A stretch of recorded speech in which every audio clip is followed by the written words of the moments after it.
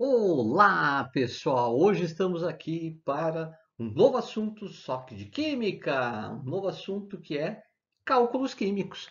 Hoje vamos introduzir as ideias que levam aos cálculos químicos, que têm relação com as fórmulas, com as substâncias, com as reações químicas, né? Então vamos dar uma olhadinha nisso aí.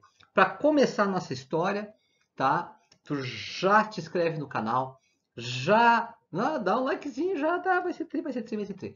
Dá um likezinho e ativa o sininho. Olha só, nós temos 118 átomos na natureza, tá? 90 são naturais e 28 são artificiais. Esses átomos, eles têm uma representação que são os símbolos químicos. Por exemplo, o oxigênio é O, o ferro é Fe, cada um com seu símbolo químico. Esses átomos, eles se unem e acabam originando estruturas maiores, organizadas, mas maiores, chamadas moléculas ou retículos. Essas moléculas ou retículos é que unidas vão formar as substâncias químicas. Ah, então as substâncias que formam tudo, né, professor? Porque a matéria é formada por substâncias químicas. A matéria do nosso nível concreto é formada por substâncias químicas. E lembra que matéria é tudo que tem massa e volume. Então quer dizer que são essas substâncias químicas que detêm a massa da matéria. Nosso ponto fundamental de referência é exatamente este, a massa da matéria, gente. Então, circular aqui o negócio da massa, o que é a massa? A massa é uma medida de quantidade de matéria. Ah, 1 quilograma, 2 quilogramas, 10 quilogramas, 5 gramas, 5 miligramas são medidas de massa. Então, de quantidade de matéria. Se tu vai no mercado, vai comprar, por exemplo, 2 quilogramas de feijão, tu está comprando uma certa quantidade de matéria feijão. Tá certo? Muito bem. Nós estamos falando aqui em substâncias. Então, estou pensando só em substância. Que substância é? Substância pura simples, substância pura composta. Não estou falando em misturas aqui ainda, tá? Estou falando em substâncias, essas substâncias que formam toda a matéria. Lembra que essas substâncias elas podem entrar em contato umas com as outras, formar misturas homogêneas, misturas heterogêneas ou reagirem e formarem novas substâncias químicas. Essas substâncias aí. Pois é, as substâncias são representadas por uma fórmula química. Aqui entramos na fórmula.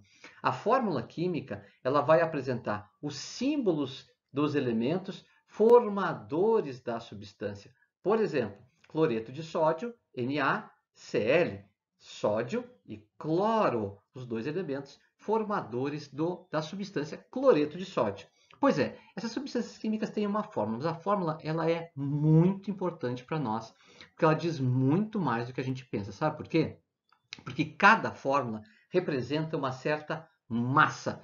Cada fórmula tem em si escrita uma massa em código. A gente olha assim, estou vendo uma fórmula, não estou vendo massa. Pois é, mas cada fórmula tem uma massa. Na aula 2, eu vou mostrar como é que a gente calcula esta massa. Então é bem importante, mas cada fórmula, acredita em mim, ela é representada por uma massa. Por exemplo, a água, H2O, a massa é 18 gramas. Cada vez que eu escrevo H2O, 18 gramas. Se eu colocar 2H2O, olha a situação, olha a situação, olha a situação. Eu coloquei 2H2O. Isso quer dizer, então, que é 2 vezes 18 gramas. Então, no lugar do H2O, eu coloco 18 gramas. Ah, eu tenho 5H2O. Então, eu quero saber qual é a massa que eu tenho. 5 vezes 18 gramas. E assim sucessivamente. A massa da fórmula H2, 2 gramas, e a massa da fórmula O2, 32 gramas. Eu botei esses 3 exemplos aí, mas toda fórmula química vai ter nela uma certa massa. Lembrando que nós estamos falando de substâncias que são estruturas concretas, né? Que formam a matéria do mundo sensível. Essas substâncias químicas reagem entre si. O que quer dizer isso? Tu coloca duas substâncias juntas e elas podem gerar uma nova substância química ou novas substâncias químicas. Chamamos isso de reação química. Nessa reação química, há quebra de ligações e formação de novas ligações químicas, gerando então um novo produto. A gente chama isso de fenômeno químico envolvido nas reações químicas. Essas reações químicas têm uma coisa interessante, porque há uma relação de proporcionalidade e há uma relação temporal entre o antes da flecha e o depois da flecha, como a gente escreve. O antes da flecha e o depois da flecha, como a gente escreve. O que está antes da flecha são os reagentes, as substâncias que colocadas juntas reagiram. E depois da flecha, a gente tem as substâncias que se produziram a partir dessa reação. Mas há uma proporção muito importante aí, que é a proporção de massa.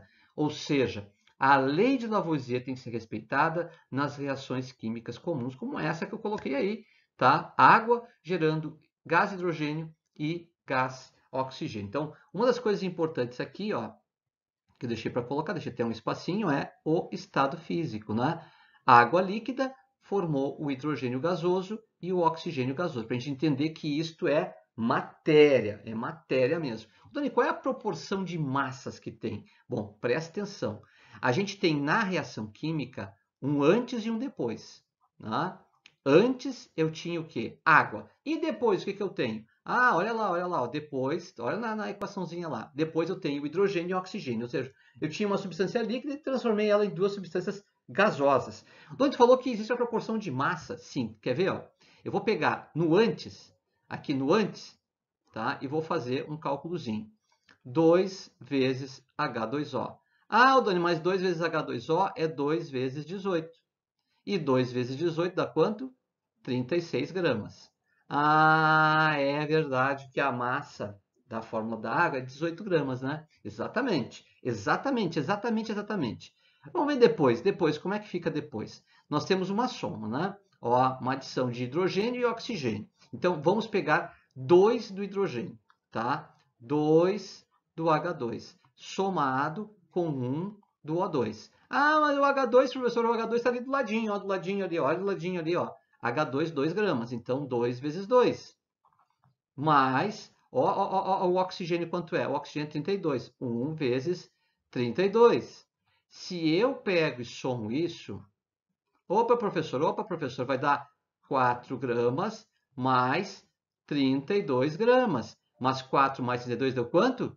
36 gramas. Ou seja, a massa que eu tinha antes é igual à massa que eu vou ter depois. Ou seja, na natureza, nas reações, tem a lei da conservação da massa. Tá? E essa lei da conservação da massa tem uma relação direta com esse assunto que nós estamos tratando, que são os cálculos químicos. Tá? Muito importante, tá, que a gente entenda esse significado. Lei da conservação da massa quer dizer que a massa permanece. Agora, qual é a coisa mais importante que a gente viu até agora? Que cada fórmula tem uma massa. Quando eu escrevo uma equação, ali estão massas escondidas. Na aula que vem, o que a gente vai fazer? Aprender a calcular essas massas, né?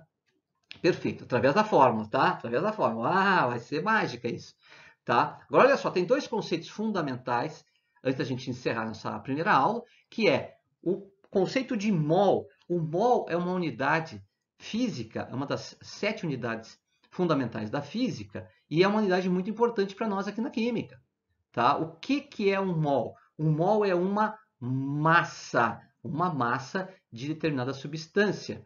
Por exemplo, 1 mol de água, 18 gramas. 1 mol de oxigênio, 32 gramas. 1 mol de hidrogênio, 2 gramas. Você vai dizer, opa, é a massa da fórmula, professor. O mol é a massa da fórmula. Exatamente. O mol é a massa da fórmula. Ou seja, o que a gente viu ali? Que 1 mol de água tem 18 gramas, né? Então, como exemplo, vou pegar isso aí. Ó. 1 mol de água contém 18 gramas de água. Ah, mas e se já não é mais água, professor? Se é o gás oxigênio? 1 mol de gás oxigênio tem 32 gramas. Então, o mol é esse número que a gente escreve na frente da fórmula na equação química. Ó, vou botar uma flecha lá verde, ó.